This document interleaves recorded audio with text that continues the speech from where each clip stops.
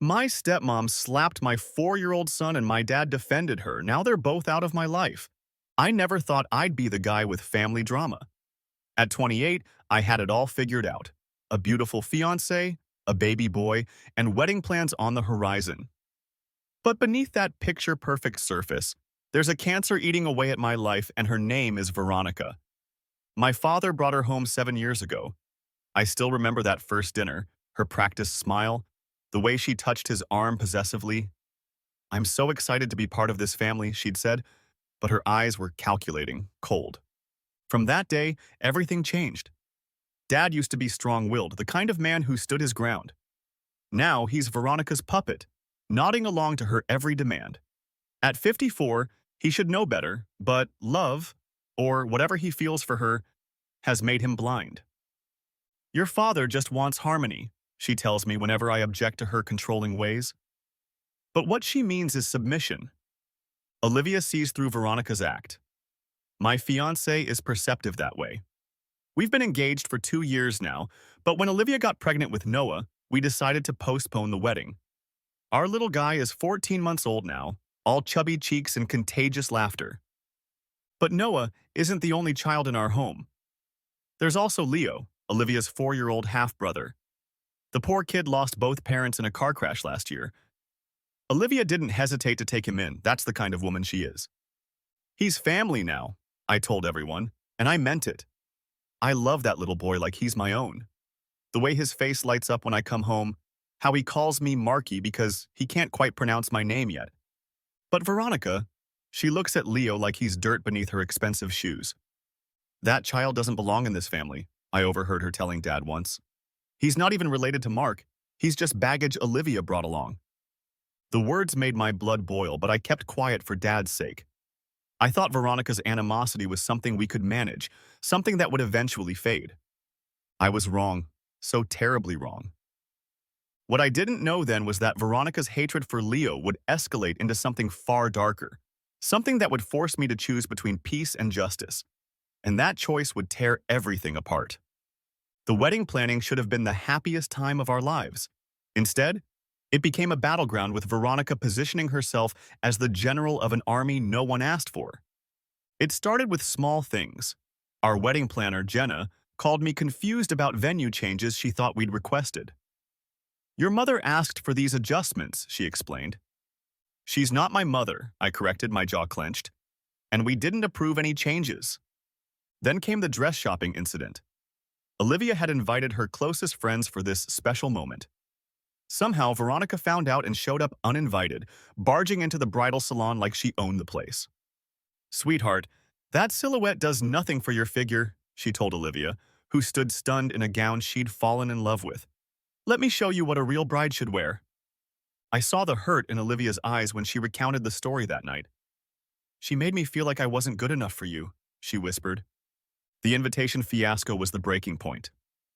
Olivia had carefully worded everything, listing Veronica as wife of Richard rather than mother of the groom, a reasonable compromise. When Veronica saw the proof, she exploded. "I've been in your life for 7 years. I am your mother now, whether you like it or not." "You've never been my mother," I shot back. "And you never will be." Dad pulled me aside that night. "Son, can't you just let her have this? She only wants to feel included." "Included? Dad, she's trying to hijack our entire wedding." He sighed, that defeated look I'd grown to hate settling on his face. "Just throw her a bone, Mark, for my sake." But the real storm came when Olivia mentioned having both boys as ring bearers. Noah would need help, of course, being just a toddler, but Leo was old enough to understand his important role. The look of pride on the 4-year-old's face when we asked him nearly broke my heart. "Absolutely not," Veronica declared when she heard. "That child isn't family. He has no place in this wedding." I saw red. "Leo is my son in every way that matters," I growled. "He will be in our wedding party." "Then he should sit with the guests," she countered, "not walk down the aisle like he belongs." I wanted to throw her out of our house right then.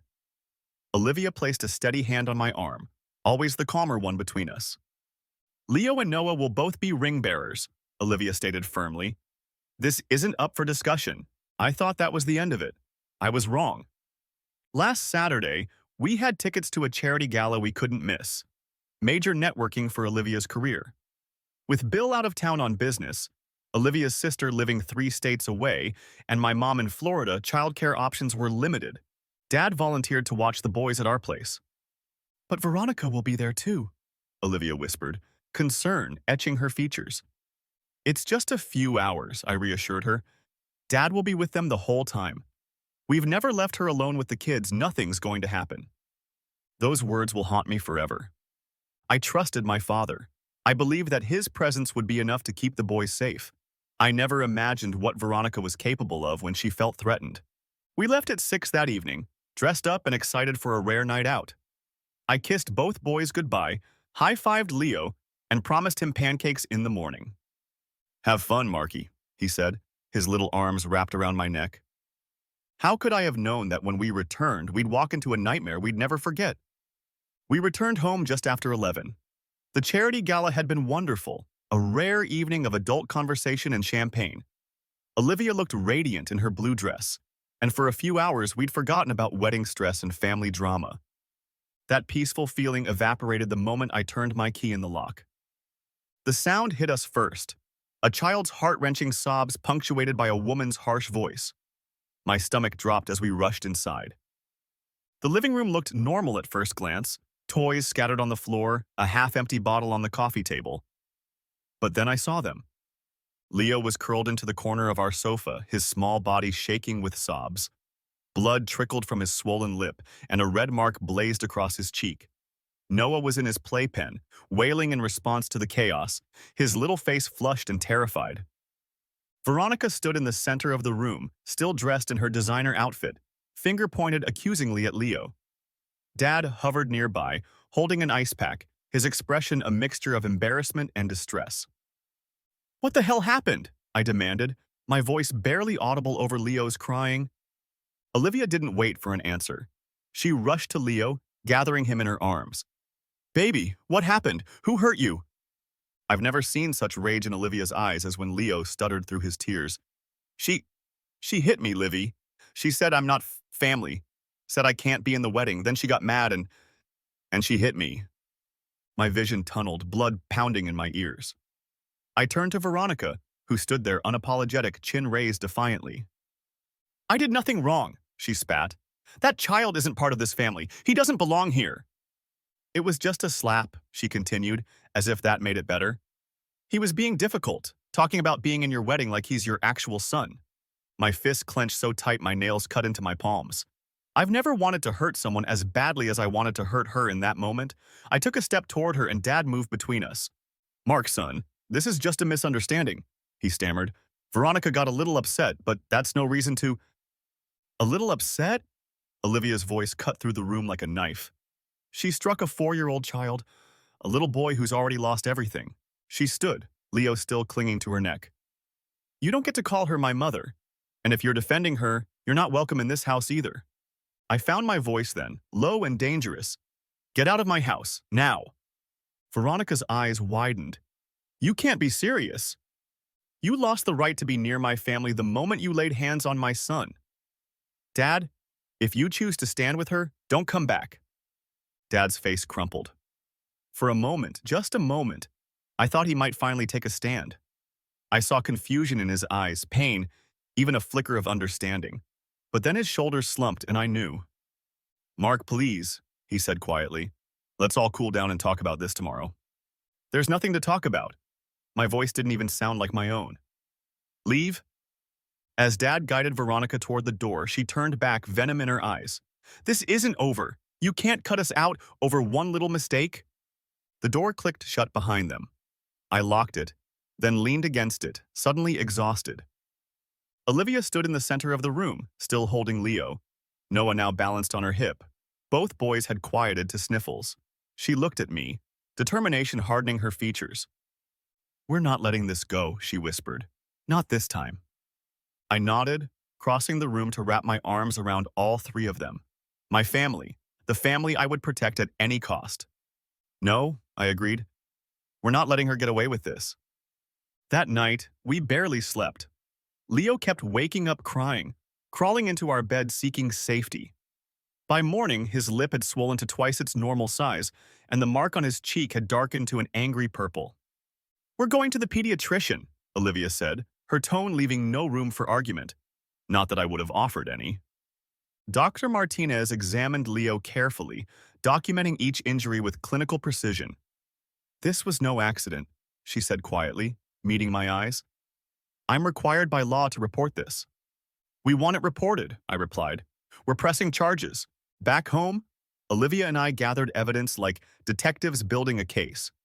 She compiled every email, text, and voicemail where Veronica had made disparaging comments about Leo. I downloaded footage from our home security system, a purchase I'd made after a break-in last year, never imagining it would capture family violence instead. The video wasn't perfect. The camera angle missed the actual moment of impact, but it clearly showed Veronica screaming at Leo, the little boy cowering, and then the aftermath. Leo crying with a bloody lip, Veronica standing over him, and my father's pathetic attempts to intervene without challenging his wife. "This is enough," Olivia said, her lawyer mind already calculating our next steps. "This, the medical report, Leo's testimony, we have a solid case." Word spread quickly through both families. My phone buzzed constantly with messages demanding explanations. I sent the video to my sister Hannah and Olivia's brother Bill. Let them see the truth for themselves, but Richard was working his own angle. "Mark and Olivia are blowing this way out of proportion," he told anyone who would listen. "Veronica barely touched the boy. He's an overly sensitive child who cries at everything."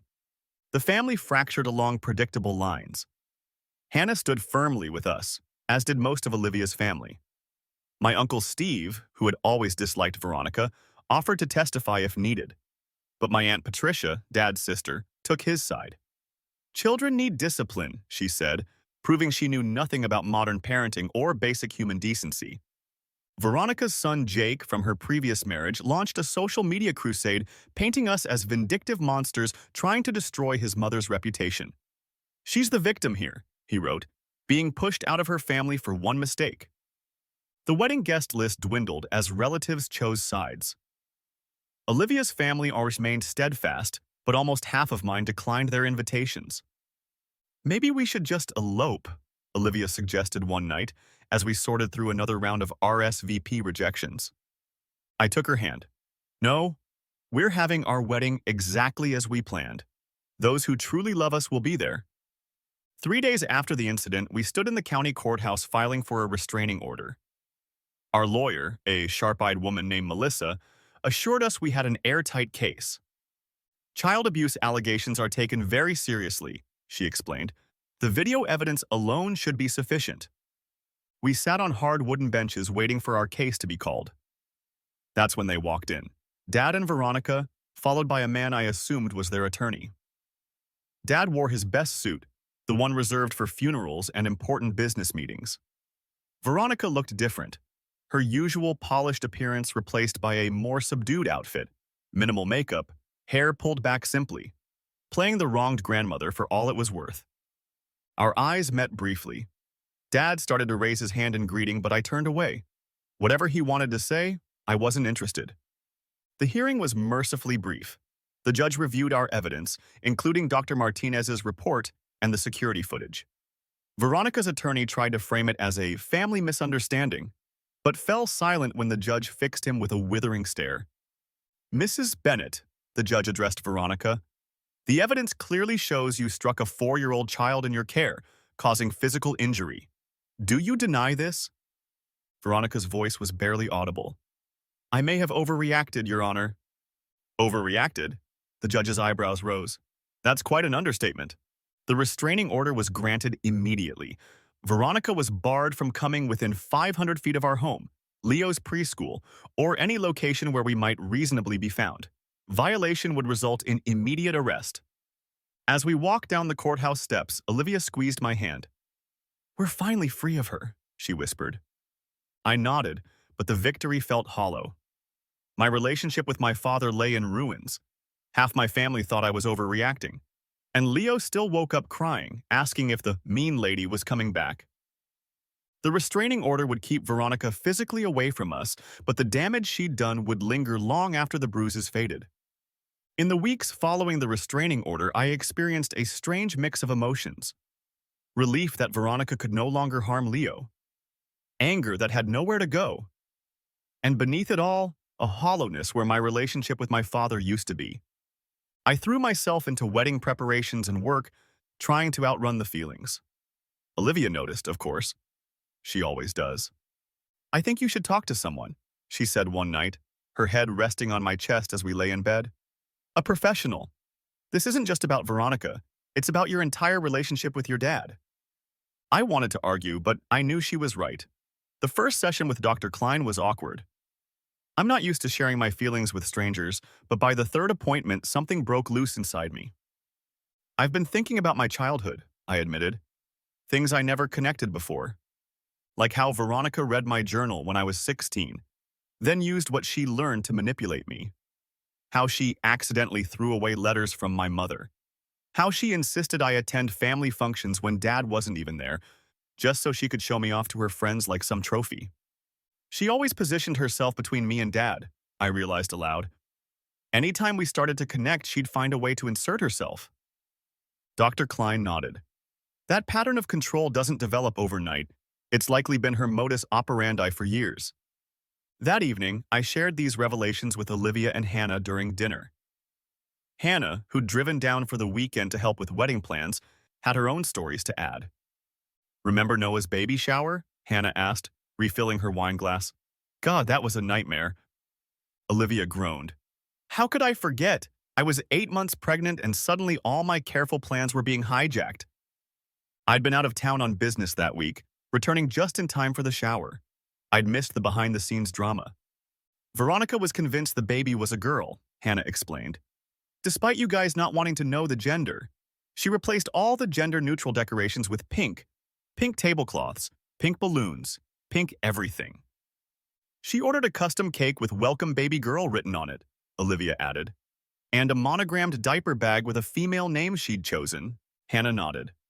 "If Natalie and I hadn't caught it in time and fixed everything, all your guests would have walked into this pink explosion, thinking you'd lied about not knowing the gender." The memory of Veronica's face when Noah was born, a healthy baby boy, suddenly made more sense. Her immediate disinterest, her reluctance to hold him. She was mad he wasn't a girl, I realized. She was actually disappointed in our baby because he didn't match her fantasy. "She never cared about any of us," Olivia said softly. "It was always about control." 3 days later, my phone lit up with Dad's name. My finger hovered over the decline button, but something made me answer. "Mark." His voice sounded older somehow. "How are you, son?" "What do you want, Dad?" I asked, cutting to the chase. He sighed. "I think we need to talk about this situation. It's gone on long enough." "This situation? You mean your wife abusing my child?" "Mark, please. Veronica made a mistake. She feels terrible about what happened." I laughed bitterly. "Really? Because she hasn't apologized?" "Not once." "She's family," he insisted. "And family forgives each other." "You only have one father, Mark." The old guilt trip. For years, it had worked like a charm. Not anymore. "You're right about one thing, Dad. I only have one father, and he chose his wife over his son and grandchildren. He watched a grown woman hit a 4-year-old child and did nothing to stop it. Mark, no, you made your choice. Now you get to live with it." For the first time in my life, I hung up on my father. The phone immediately rang again. I turned it off and slid it into my pocket. Olivia looked up from where she was playing with the boys on the living room floor. "Everything okay?" I joined them, helping Leo stack his blocks higher. "Yeah," I said, surprised to find I meant it. "Everything's exactly as it should be." Our wedding day arrived on a perfect September afternoon. The venue, a renovated barn with string lights and wildflowers, looked exactly as we'd imagined. No Veronica-approved color schemes or last-minute changes, just us, creating the day we wanted. Dad's absence left an empty space where tradition said he should be, but some traditions aren't worth preserving. In his place, Olivia's brother Samuel stepped up to walk her down the aisle. I stood at the altar with my best friend Eric beside me as best man, watching as Noah toddled down the aisle first, his little basket of petals clutched tightly in his pudgy hands. Leo followed, serious and proud, carrying our rings on a small pillow. When he reached me, I winked at him, and his face broke into that gap-toothed smile I'd grown to love. Then the music changed, and Olivia appeared. She took my breath away, not just in her simple lace dress, but in the certainty that radiated from her eyes as she walked toward me. "You ready?" she whispered when she reached my side. "More than ever," I answered. We danced that night surrounded by people who truly loved us. Hannah twirled with Leo standing on her feet. Olivia's mother cradled Noah as he dozed against her shoulder. There were empty chairs where some family should have been, but their absence felt right, necessary. Meanwhile, the fallout from Veronica's actions reverberated through both families. The child abuse charges became public record. Her reputation in the community, something she'd cultivated meticulously, crumbled. The same social circles where she'd once reigned now whispered about her behind closed doors. Even those who initially defended her began to distance themselves as more stories emerged. Turned out, Leo wasn't the first. Veronica had a history of using physical discipline on Jake's children during their visits, something Jake had overlooked, excused, or simply not noticed. Dad, who sacrificed everything to stand by her, found himself increasingly isolated. Hannah told me he'd called her, sounding lost, asking how things had gone so wrong. She had no comfort to offer him. He made his choice, she said when she told me about the call. Now he has to live with it. 6 months after our wedding, I received an unexpected message from Jake. We'd never been close. The 12-year age gap and different mothers had seen to that. But his fierce defense of Veronica had turned our distant relationship into open hostility. "Can we meet?" his text read. "I need to talk to you." Over coffee at a neutral location, Jake looked like a different man, humbled, exhausted. "I saw the video," he admitted. "All this time I thought you were exaggerating, but I couldn't deny what I saw." He'd confronted Veronica, hoping for some explanation that would make sense of it all. Instead, she'd lashed out, revealing the same controlling, manipulative person we'd experienced.